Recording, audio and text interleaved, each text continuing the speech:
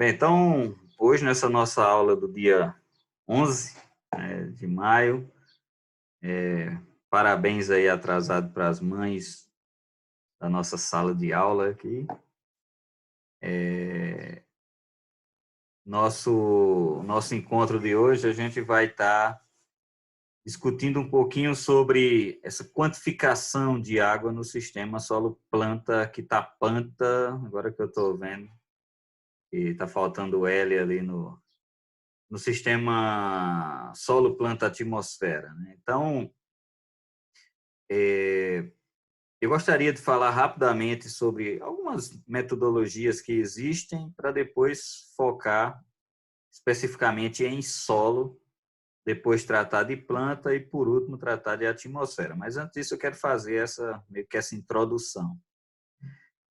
Então, essa quantificação de água nesse sistema, né, como já é sabido de vocês, é um tópico bem vasto, né, bastante amplo, até porque a água ela pode ser medida por diferentes entendimentos. Você pode medir água em termos de conteúdo de água, você pode medir água em termos de energia, por exemplo, ou de fluxos.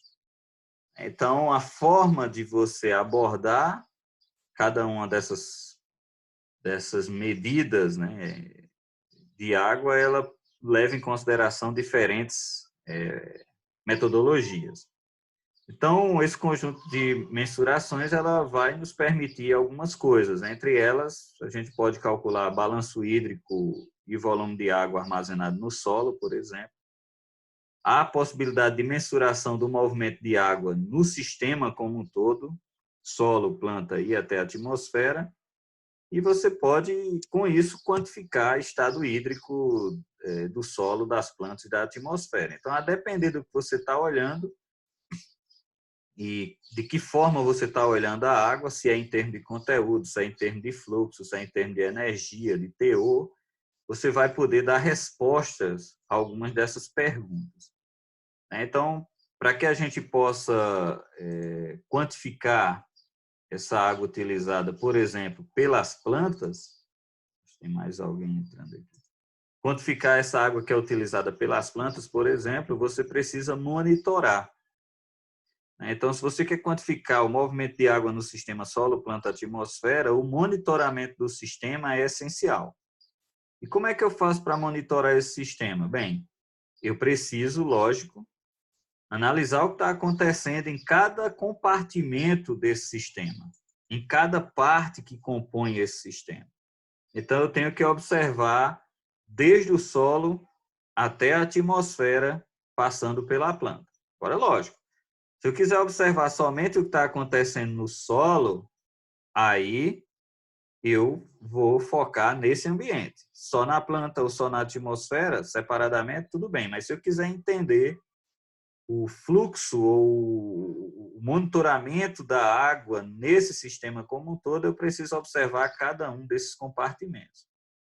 E aí, por exemplo, se você escolhe monitorar água no solo, existem sensores para isso. Existem metodologias para isso. Os sensores que são mais utilizados hoje em dia, né, são os tensiômetros e os sensores eletrométricos. Então, alguns de vocês já devem ter trabalhado com algum deles, mas basicamente você tem sensores desse tipo hoje sendo muito utilizados, esses sensores de umidade dos solos, em que você insere essas hastes metálicas no solo e você consegue, a partir de metodologias, estimar o teor de umidade em determinado nível do solo ou em determinada camada do solo. Então, você precisa, lógico, abrir um espaço nesse solo para poder ter a melhor representação possível do solo como um todo, e você vai fazer a inserção, né? vai inserir esse sensor no solo e deixar ele em contato com esse solo para obter as mensurações do mesmo. A gente vai falar um pouquinho mais sobre isso mais na frente, mas somente para identificar que existem metodologias diferentes. Também tem os o uso de radiação para fazer isso, né?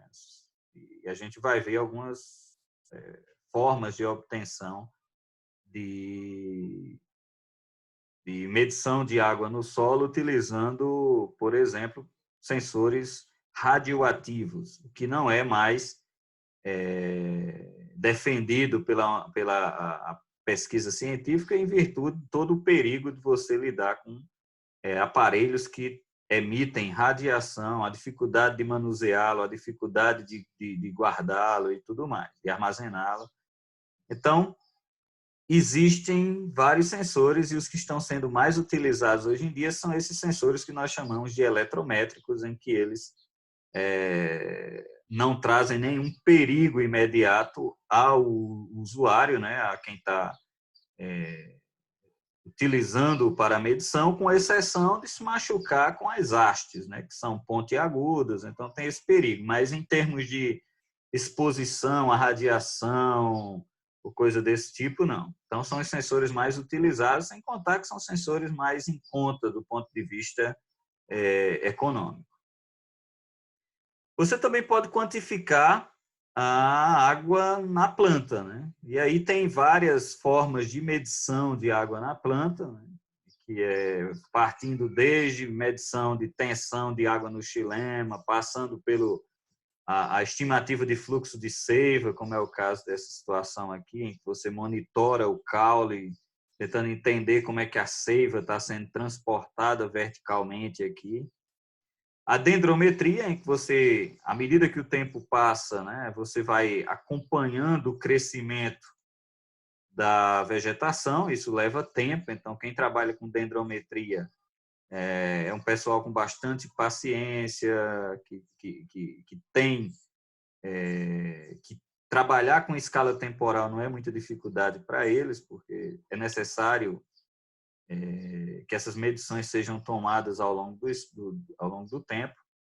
Uma outra forma de medição do estado hídrico da planta é através do entendimento da condutância estomática, ou seja, como é que a planta está abrindo e fechando os seus estômatos, qual a necessidade disso e consequentemente, você vai saber se a planta tem mais ou menos água. Cada uma dessas metodologias de estimativa ou de medição, monitoramento do estado hídrico da planta, tem as suas peculiaridades, tem os seus prós e contras, e aqui a gente não está entrando nesse mérito. Estou só fazendo uma introdução, mostrando que para mensurar o estado hídrico da planta, eu tenho algumas técnicas para isso, entre outras que a gente vai ver mais na frente. Do ponto de vista de monitoramento via clima, a gente tem muito utilizado as informações das observações meteorológicas, né? O que é feito usando estações padronizadas, né, espalhadas em várias partes do globo, e em que essas observações elas medem, essas estações elas medem ou estimam, né, mas vamos dizer medir, porque algumas delas são realmente mensuráveis, parâmetros meteorológicos, né, entre eles radiação solar, fluxo de calor no solo, temperatura do ar e do solo. Professor, Oi, Eli, oi Ali. tem algum lugar que isso fica público, que eles tenham lá série temporal, qualquer coisa desse tipo? Tem. Se você quer, por exemplo, para o estado da Paraíba, por exemplo, você pode entrar em contato com a Agência de Gestão de Águas do Estado da Paraíba, a AESA. A AESA faz parte do governo estadual e você tem acesso ao banco de dados das estações meteorológicas deles, que estão sendo monitoradas Certo. por eles. Então, esses dados estão disponíveis. Alguns têm séries de quase aí, sei lá, quase 100 anos em alguns locais com relação à precipitação, mas outros são séries mais curtas, aí dos últimos 15, 10 anos, principalmente dessas estações automáticas, como é o caso dessas das fotografias aí. Porque são estações mais recentes e que foram instaladas com o objetivo de substituir as estações meteorológicas convencionais. As estações meteorológicas convencionais são estações em que os sensores são mais robustos, eles não necessitam de fornecimento de energia para que eles funcionem, eles são sensores que interagem, né, diretamente com a natureza e, consequentemente, eles vão dando informações de qual estado dessa natureza, como é o caso dos sensores de temperatura, é o caso dos sensores de velocidade de vento, é o caso dos sensores de incidência de radiação, né, como é o caso de insolação. Então, nesse caso... Professor, Oi, pode falar? quando eu paguei climatologia, a gente teve ali naquela estação meteorológica da UFCG que fica ali por trás do campo de futebol. Ela é só para precipitação? Só mede precipitação? Não. Aquela estação é do meu departamento, né? Assim, Sim. Como é que eu posso dizer? Ela é coordenada, a manutenção dela é feita pelos meteorologistas do nosso departamento. Bem, é uma história longa, eu vou resumir em poucas palavras. Nós tínhamos uma estação convencional, que fica do lado do bloco de engenharia agrícola. A estação convencional ela foi utilizada até alguns anos, né? Alguns anos aí, acho que até a década de 2000 a 2010, né? Essa década. E foi-se necessário a compra de uma estação meteorológica automática em virtude da mudança da instrumentação convencional para a instrumentação automática. Então, hoje nós temos a nossa estação convencional do ponto de vista simplesmente de museu mesmo, assim, mais do ponto de vista didático, para os alunos irem lá, ver como eram os sensores, os instrumentos, na verdade. E nós temos aquela estação que está do lado do campo, que é uma estação automática que ela mede as mais diversas variáveis ambientais, desde radiação, temperatura, velocidade do vento, precipitação. Então, tudo isso está sendo medido lá. Qual o grande problema ali? Aquela estação ela não é uma estação científica, ela é uma estação didática. Por que não é uma estação científica? Porque ela não está instalada num ambiente que represente bem uma condição descrita pela Organização Meteorológica Mundial, que é um padrão mundial para essas medições. Se você olhar essas duas estações aí da foto, elas têm um padrão. Não pode ter prédio próximo, ela tem que estar numa área gramada, ela tem que estar... Tem toda uma sequência de instruções que precisam ser seguidas. Vocês estão me ouvindo bem?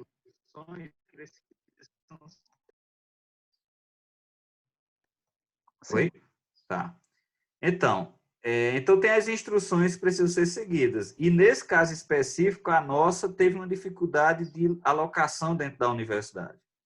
Porque a estação anterior ela estava num ambiente inicialmente seguindo as instruções da OMM, mas o curso de engenharia agrícola construiu um prédio vizinho. Então, já criou um problema com relação à velocidade e direção de vento. Isso interfere. Então, a gente mudou. Quando mudou para perto do campo, nós temos um problema. Nós estamos abaixo do nível da rua. Se você olhar, a rua, né, fora da universidade, está mais alta do que a estação. Então, isso também interfere nos parâmetros meteorológicos. Consequentemente, a nossa estação, os dados nós não utilizamos para pesquisa científica, nós só utilizamos para fins didáticos. Nossos alunos coletar dados, processar, instalar sensores. Ou seja, o que ele pode fazer no dia a dia quando ele sair da universidade, ele faz ali, mas os dados eles não são utilizados como referência científica. A gente costuma usar os dados obtidos na Embrapa. A sede da Embrapa tem uma estação meteorológica lá, que acaba sendo a nossa referência, ou uma estação que a gente tem lá no INSA, né, na sede do Instituto Nacional do Semiárido. Ok? Bem, então, nesse caso, o monitoramento de água no sistema solo-planta-atmosfera via clima, ele faz uso das observações meteorológicas que são obtidas nessas estações. E o produto que vai nos dar informação sobre esse estado, né, da água, essa forma como a água está sendo transmitida da planta, do solo para a atmosfera, é o que nós chamamos de evapotranspiração. Se a estação está sob uma determinada área vegetada, como é o caso de grama ou uma cultura agrícola, ou grama desse tipo, ou grama como a alfalfa, que é uma grama mais robusta, o termo que a gente vai usar é evapotranspiração da cultura. Isso nos dá um indicativo de como essa água está sendo transferida da planta para a atmosfera. Então, a gente vê que tem sensores para medir a água que está sendo transportada no solo, existem sensores para medir a água que está sendo transportada na planta, e existem sensores, existem metodologias também para medir a água sendo transportada agora da interface planta para a atmosfera. E o parâmetro que nos dá essa informação é a famosa evapotranspiração da cultura. Essa evapotranspiração da cultura, ela é, na verdade, função do estado da cultura ou do estágio fenológico daquela cultura e dos parâmetros meteorológicos em questão. Como é que os parâmetros meteorológicos nos informam isso? Essa evapotranspiração ela é dependente, logicamente, da quantidade de radiação que está chegando na área, ela é dependente da temperatura do ambiente, da velocidade do vento. Tudo isso interfere para a evapotranspiração de referência. Ou seja, a evapotranspiração de referência seria a evapotranspiração de uma área ou de uma cultura de referência para a gente. Então, existe um documento, que a gente vai tratar em outro momento, um documento da FAO, da Organização lá das Nações Unidas, questão de alimentos, né, o famoso Boletim 56 da FAO.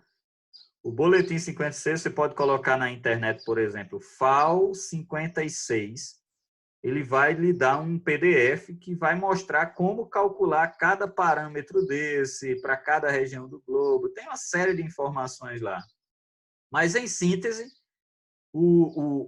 as condições ambientais ou as condições atmosféricas da radiação, temperatura, velocidade de vento, todos esses detalhes juntos, eles vão te dar informação da demanda da atmosfera para essa água, que é oriundo da ET0, e a planta vai te dar uma resposta, se ela vai estar liberando mais água, menos água para essa atmosfera. Então, a relação entre o que a atmosfera precisa de água e o que a planta pode liberar, ele vai te dar o produto final, que é a evapotranspiração da cultura. Então, esse Kc que aparece aqui, ele é conhecido como coeficiente de cultura, ou coeficiente de cultivo, em inglês, crop coefficient. Então, esse termo ele é variável para cada planta, ou seja, cada tipo de cultura agrícola, ela vai ter um Kc diferente. E não só isso, a mesma cultura pode ter Kcs diferente para diferentes regiões do globo.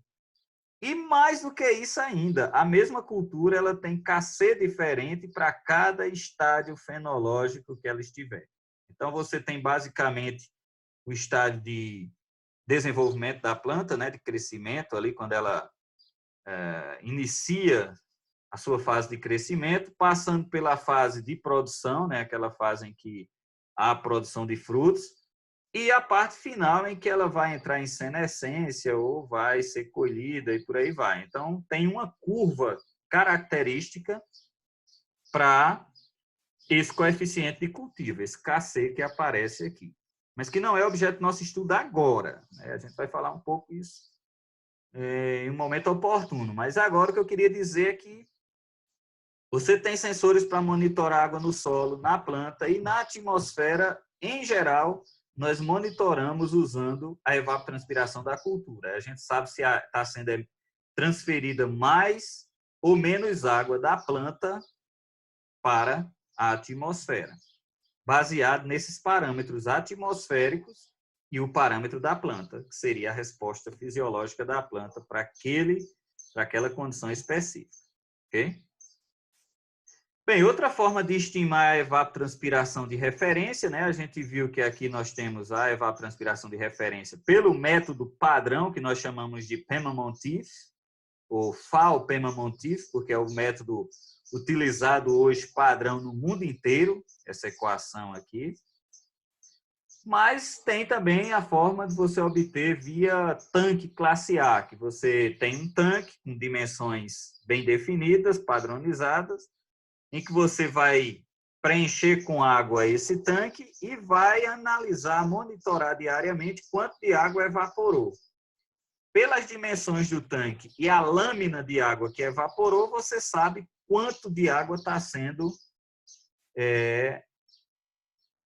evaporada naquelas condições atmosféricas. E aí, com isso, você vai poder ter uma indicação da evapotranspiração de referência. Mas hoje em dia quase não se utiliza mais tanque classe A, por causa das limitações do tanque, né? Você tem muita dificuldade, você tem, por exemplo, tem animais que vêm beber água no tanque, muitas vezes, tem que fazer uma limpeza contínua, porque caem insetos.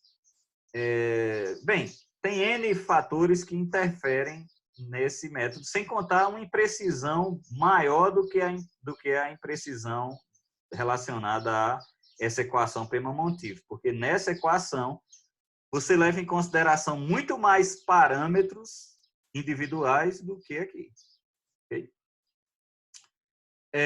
Bem, então, como eu já falei, essa água, né, que está sendo medida no sistema, ela precisa ser vista do ponto de vista energético, né? Como é que a gente observa esse movimento da água no sistema? Então, a gente vai tentar entender a energética do sistema, a energética total da água nesse sistema solo-planta-atmosfera.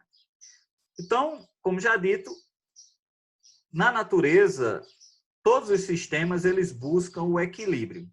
Nesse caso específico, a água no sistema solo-planta-atmosfera, ela busca o equilíbrio termodinâmico. E, com isso, segue a tendência natural de se mover de locais que apresentam maior energia para aqueles que apresentam menor nível energético. Isso é natural, né? Se você tem um corpo mais aquecido, a tendência da energia no sistema é ser transferida do corpo de maior temperatura, ou seja, maior grau de agitação das moléculas, para o corpo de menor temperatura, ou seja, menor grau de agitação das moléculas, porque esse é o sentido natural do transporte de energia, né? Você não tem um corpo mais aquecido junto de um menos aquecido, e o menos aquecido vai ficar ainda mais frio e o outro ficar mais quente, simplesmente por terem sido colocados em contato em condições naturais. O natural é você buscar o equilíbrio térmico.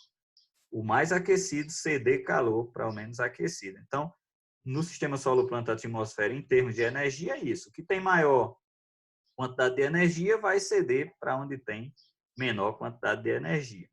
E, lógico, essa quantidade de energia num sistema como esse, ela pode ser tratada de duas formas, do ponto de vista cinético ou potencial. Cinético com relação a movimento, né? Energia se deslocando. Potencial tem com relação a níveis de elevação, ou seja, é necessário uma altura, uma diferença de altura para que você tenha essa diferença de potencial energético. Então, nesse caso específico, como a água se desloca muito lentamente nesse sistema, então a componente cinética ela vai ser muitas vezes insignificante. Ou seja, não dá para a gente monitorar a velocidade da água no sistema. Então, se não dá para monitorar a velocidade da água, é mais, vamos dizer, fácil monitorar a diferença de energia no sistema. E monitorando a diferença de energia, consequentemente, você tendo o gradiente energético, você consegue saber como a água vai se deslocar e de onde ela vai se deslocar. Então, por isso que a busca é entendimento da energia associada à água dentro do sistema. Então, nesse caso específico, a energia potencial ela é quem tem esse caráter de observar o dinamismo da água com o passar do tempo no sistema solo-planta-atmosfera. Okay? Então, para entender isso, eu não vou me deter em muitos detalhes com relação à termodinâmica, não é o foco do nosso curso, mas é importante a gente destacar, porque vocês vão encontrar, né, à medida que vocês forem estudando no seu dia a dia, vocês vão encontrar alguns termos referentes a isso. Né? Então, primeiro já foi definido que a água ela vai se mover de locais que têm maior quantidade de energia para locais que têm menor quantidade de energia. Né? Então, logicamente, é necessário a gente quantificar essa diferença de energética entre dois locais distintos. Né? Você vai definir esses dois locais no sistema solo-planta-atmosfera. Então, veja, se eu quero saber o fluxo de água do solo para a planta, então eu tenho que entender a energia no solo, a energia na planta. Se eu quero saber a transferência da planta para a atmosfera, eu tenho que saber da planta na atmosfera para eu poder entender qual é esse gradiente de energia e qual a intensidade, né, de transferência, ou quão rápido, ou qual volume, qual fluxo de energia, no caso transportado através da água, que vai estar em questão. Então, por isso que é importante eu entender essa diferença de energia entre dois locais distintos do sistema solo-planta-atmosfera. Ok? Bem, como eu disse, essa energia ela é de caráter potencial, tanto que o movimento é vertical. Né? O movimento é vertical, você tem água no solo, que vai para a planta, que vai para a atmosfera. E essa função termodinâmica que vai tratar dessa natureza potencial da energia associada à água é o que nós chamamos de energia total da água. Ou, outro termo utilizado é energia livre de Gibbs. Né? Mas o termo mais comum de você encontrar é energia total da água. E partindo das leis da termodinâmica, né, que vocês já conhecem lá, a primeira lei, né, a famosa lei da conservação da energia, que na natureza nada se cria, né, essa questão de se referindo à energia, você não tem como criar nem destruir energia, você simplesmente transforma a energia a depender do fenômeno em questão. Então, você tem transformações de energia cinética para energia elétrica, elétrica para energia térmica e assim sucessivamente. Então, de acordo com as leis da termodinâmica que vocês já conhecem, essa energia associada, né, energia da água, ela vai representar esse potencial da água em realizar trabalho. E o que é trabalho, né, do ponto de vista físico? Trabalho é a capacidade que você tem de você deslocar algum corpo de um ponto para outro. Então, para existir trabalho, tem que ter deslocamento. Então, o trabalho realizado para deslocar essa água dentro do sistema solo, planta, atmosfera está associado à energia livre ou disponível para que esse movimento aconteça. Então, nesse caso específico, essa energia livre ela vai depender de concentração de moléculas, ela vai depender das características daquela água, né, para poder fazer com que essas condições, né, ambientais favoreçam que a água, esse volume de água em questão, seja deslocado.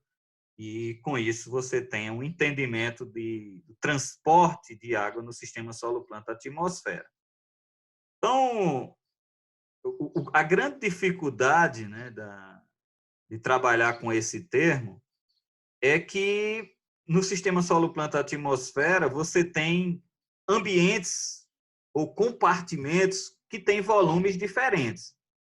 Em tendo volumes diferentes e vendo que essa energia está relacionada ao volume de água que cada região tem, então um grande volume de água, consequentemente, ele possui mais energia livre do que um pequeno volume de água. Por quê? Porque a energia livre está associada às moléculas que constituem aquele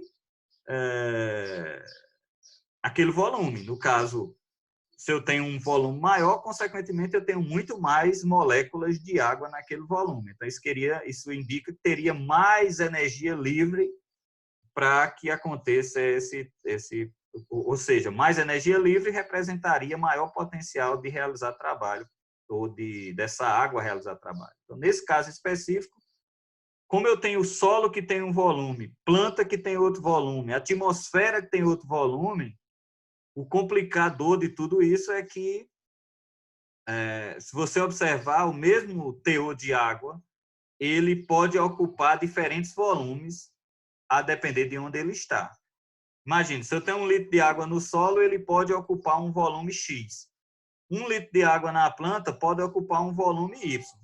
E 1 litro de água na atmosfera vai ocupar um volume muito maior, porque essa água na atmosfera ela vai estar na forma de vapor, via de regra. Então, veja a dificuldade de tudo isso.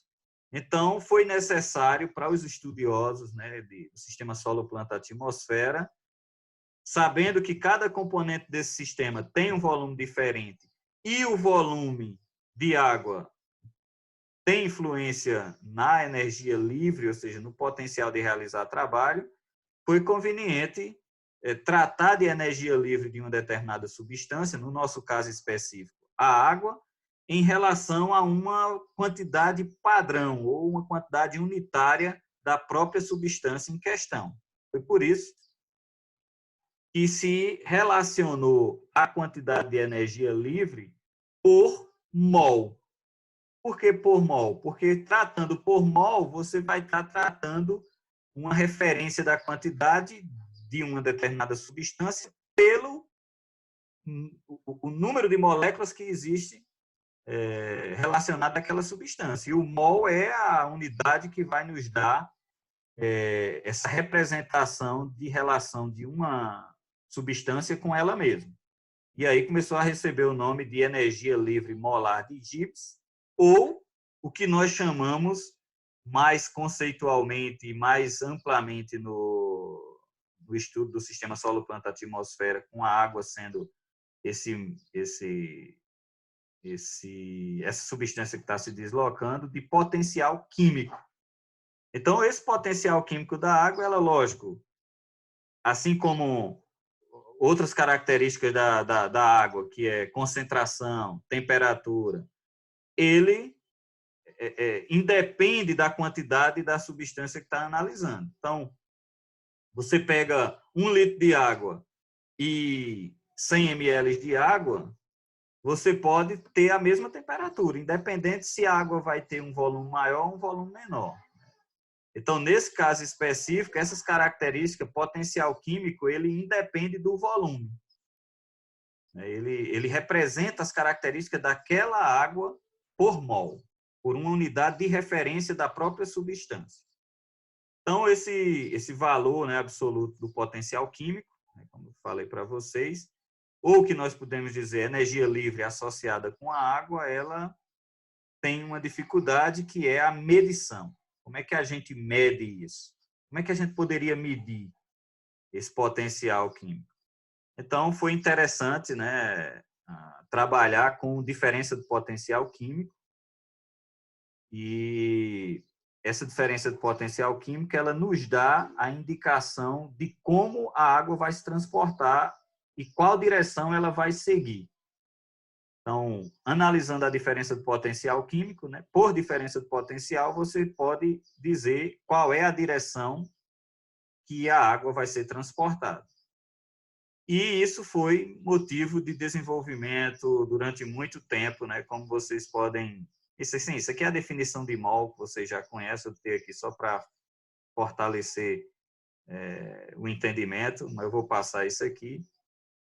E então, a equação para a definição de gradiente ou diferença de potencial químico, ela foi necessária se relacionar o potencial químico de água numa determinada solução, ou seja, a água misturada com os nutrientes em questão, isso menos o potencial da água pura. Então, a água numa solução ela tem um determinado potencial químico e a água pura, por si só, ela tem o seu próprio potencial químico. Então, a diferença entre o potencial da solução e o potencial da água pura vai nos dar essa diferença de potencial químico, essa energia livre para que a água se desloque. Então, esse é o nosso termo, diferença de potencial químico. O nosso tempo está acabando, eu vou fechar, botar para gravar aqui, para salvar, 2 minutinhos a gente está de volta. Ok?